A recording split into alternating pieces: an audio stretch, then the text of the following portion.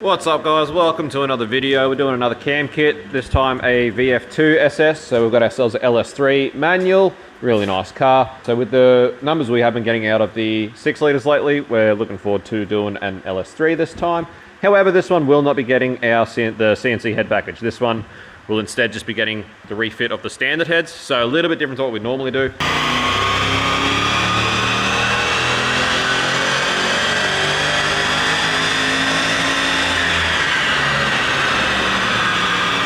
Righto guys, so our big VF is just about all sorted, sounds amazing. Yeah, everything's really good. So we were gunning to get this done before Easter. It's now the Tuesday after Easter Monday, and it would have been done Thursday afternoon. We were just buttoning everything up, putting it all back together. We went to install our new Harrop OTR, and unfortunately Harrop accidentally sent us a OTR to suit an FDFI 2650, which is obviously their offset to suit the blower, the front drive on the blower, etc. So obviously they don't work for an aspirated vehicle. Sucked because it meant that we have to send the OTR back to Harrop and wait for a new one to come, which is a bit of a shame. It should be here this week. I sent the other one back this morning.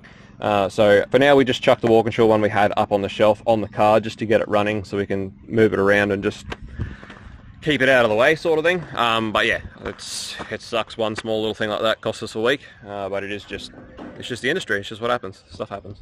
Anyway, it's a shame, but we'll get there. So we'll wait for it to get here. We'll get it on here and get it all buttoned back up with the infill panels and everything to suit.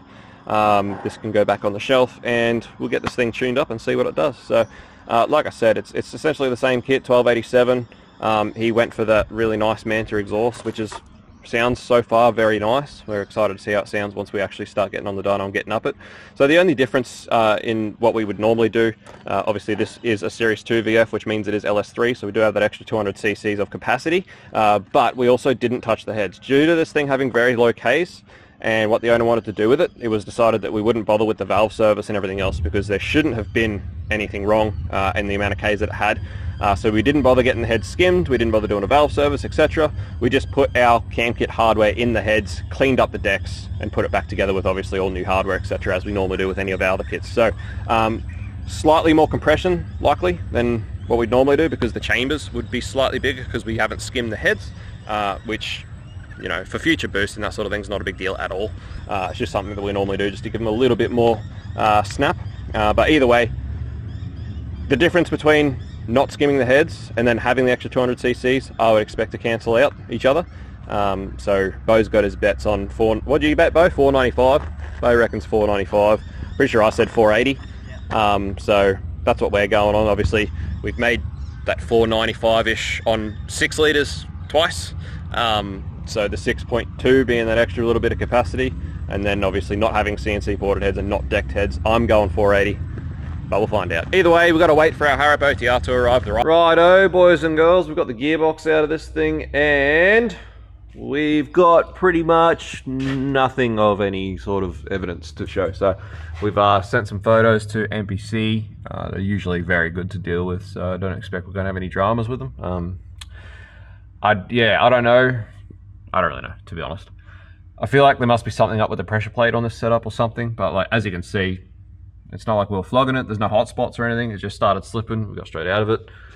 We followed the same process with this clutch that we've done with many others before. It does look to us, we think that this friction plate's probably a little bit glazed, but same thing, pressure plate is fine. There's no hot spots or anything. If the friction plate is a little bit glazed, a new friction plate in this clutch will be perfectly fine to go back in. But still doesn't explain why this thing started slipping at such low load and yeah, low demand really. And as I said, following essentially the same process that we always do for these clutches. So personally, I would be happy to send this back to NPC so they can inspect it and maybe tell us more about it. But again, like I said, it is what it is. It's not a super expensive, super big part. I'd be happy just to get this thing sorted and done and out of here. But yeah, like I said, NBC are very good to deal with, so I don't expect we're going to have any dramas. But yeah, there's nothing that we've seen after pulling it apart that sort of correlates or gives us any answers. So I've sent the photos to NBC. We'll wait and see what they say. But yeah, hopefully we'll get this thing sorted and out of here ASAP. Righto guys, so we've talked to NPC, sent them the photos. As I said, very, very good to deal with. They're always look after us, NPC. They're really, really good to deal with. Now, so yeah, they're pretty much the same as us, where it doesn't make sense as to why it's slipping at such a low demand for power for where it was, what it was doing. So they're going to replace the pressure plate for us. We're going to send that pressure plate back to them. They're going to sort of check it out, see if there's anything in the pressure plate that could be causing it. So they're going to do that for free of charge, obviously. And I did just ask them to send us a new friction plate, just to be safe. They're pretty confident that it shouldn't have been a problem, but just in case the friction plate is a little bit glazed from the original slipping, I just don't want to have to pull this gearbox out of this car again and delay this car. I'll keep that other friction plate as a spare for something one day, but I was happy enough just to pay for the extra friction plate just to ensure that we definitely don't have to do this again. So a new friction plate coming and a new pressure plate, courtesy of NPC. So we'll get that back and get this sorted, hopefully as soon as possible, and get this thing out of here. All right, we've got Flinny here today on the tools. Got your tools, Flynn. Flynn's going to help us out. His Chinese safety boots, just like Dad. Yep, got his safeties on. He's going to get this clutch back in this car. No, but anyway, this clutch has arrived. So brand new pressure plate, courtesy of NPC, and we just, as I talked about, I purchased just a friction plate. Now, we put this on the dyno and it started slipping on Tuesday.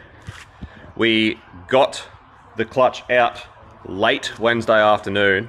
It was after business hours by the time I sent the photos to NPC of the clutch that we pulled out on Wednesday.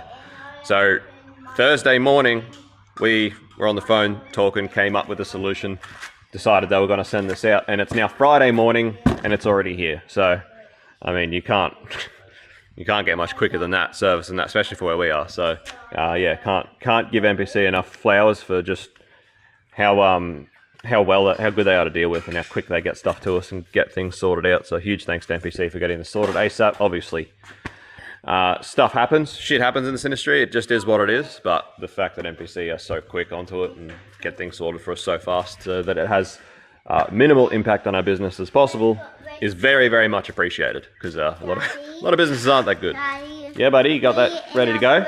Still in the work. Yeah, you're gonna work. Okay. Got Uncle Rex on the big tools. Safety drill. Yeah. Be hard to bleed from that one. I got the Don't. I'm sure you'll find a way. Challenge accepted. All right, guys. Bo is smacking this out, and I'll be able to actually give you a real good look at this exhaust. This very, very nice exhaust. Bo was halfway through putting the mufflers back on.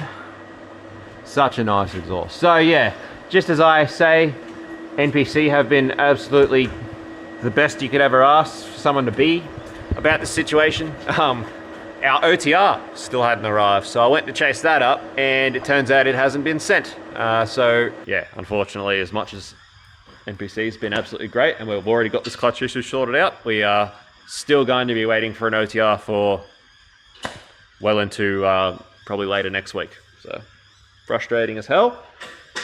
Frustrating as hell. And like I said, it always seems to be these ones where it's only meant to be a few days. Only meant to be a week. It was only meant to be a week-long job because this particular one was such low Ks, we weren't doing a head service, so we didn't have to send the heads anywhere to be machined or done, which meant everything was in-house, and it should have only been 2 or 3 days, which, in our defense, it was, apart from the wrong OTR and then this clutch issue. So, anyway. What do you do, Bo? What do you do? Not much you can do. One thing after another, isn't it? Yeah. One thing after a bloody another. Anyway, look at this exhaust. Look at this Manta exhaust. It's nice. It sounds good. We like it. Righto, so she's ready to go back on the dyno. I think Rex is going to chuck it back on the dyno and try and finish it with this OTR this afternoon. Obviously, we're not going to wait another week for our other OTR to get here to freaking finish it. What an absolute pain. But anyway, it is what it is, I guess. Yeah, you can only fuck with the cock you got.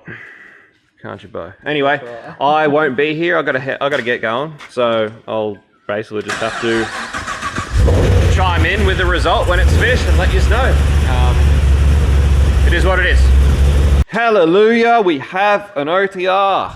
Thank flap for that. So Rex has already gone for a quick street drive. We just wanted to see how this clutch went. Quick street rip. Well, not a rip, just literally a drive. The tune, obviously we've done this combination enough times that the tune's close enough just to go for a drive. So went for a little bit of a drive, tried to do, I guess, a bit different clutch bedding process. I'll go do some more after the Yeah, he's going to do some more, just in case. Like I said, we've always followed the same bedding process and never had this problem before, but just in case, we thought it's not going to hurt. We know the tune's going to be good enough to do it. We'll just do a little bit of street driving before it goes back on the dyno. So we'll get this OTR on. Rex going to do a bit more street driving. Hopefully this afternoon we got it back on the dyno and got some results. Keen on that. And this thing that was meant to be a week-long job will finally be ready to go after 3 long, painful weeks. All right, we've finally got the final piece of the puzzle and it's all together. And look how good it looks. So these things just look so good. They look so factory. I'll tell you what, if I had the budget, I would pretty much exactly this. Maybe even an auto one, but VF Series 2 and just do pretty much the same mods. It just makes such a nice drive car. You know, a 500 odd wheel horsepower street car is awesome. That's heaps. It's plenty rowdy for the street. They look so factory and so nice. Inside is just so nice. They're so nice to drive. They drive so well. It's like driving a Mercedes, but yeah, if I had the budget, I'd do something pretty much exactly like this. And no, I probably sound like a broken record on this channel because every time we do a VF, I pretty much say the same thing. But I just really, really like these cars. They're so nice.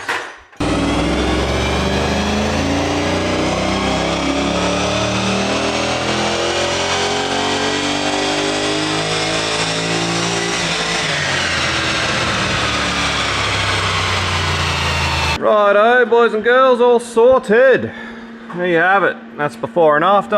As you could see before when it was dangerously, scarily lean.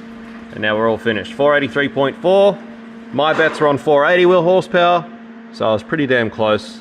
That's awesome. So that's completely untouched heads. So not decked and obviously not ported. So as you guys have seen, with the CNC ported heads and decked on the 6 litres, we are getting towards that, closer to that 500. So it does make quite a bit of difference. And then obviously with this being the LS3, we've got that little bit extra capacity, but regardless, 480 is a really, really good result. We have done LS3s previously as well, very similar combos, and that is a really, really good result. We're very happy with that. So this exhaust sounds really good. It sounds very deep. It's not quite as loud as what we would normally fit. I reckon it's a little bit quieter. But yeah, really deep sounding, nice sounding exhaust. Really complements the car. I really like it. So that's that. We'll get up some torque. All right, so there you go. A very nice, healthy torque increase. Piece off. There we go. Healthy torque increase, very healthy power increase. Happy days. Nice little combo. Rex was saying that from road testing it and doing some road tuning that he reckons the exhaust is really, really nice as far as there is zero drone. It's like driving a stock car when you're just cruising on the highway. So yeah, very impressed by this exhaust system. Love this car. Love a good VF. That's us. That is us all sorted. So as always guys, thanks for watching. We will see you on the next one. Be sure to hit subscribe and hit the little bell notification so you don't bloody miss anything. Got some really cool stuff happening, as you can see up here. Big supercharger things. Whoa, don't want to miss that. So please subscribe. We'll see you on the next one. Hit the like button on the video as well. Helps us out a lot. Cheers guys. Peace out. See you. Bye.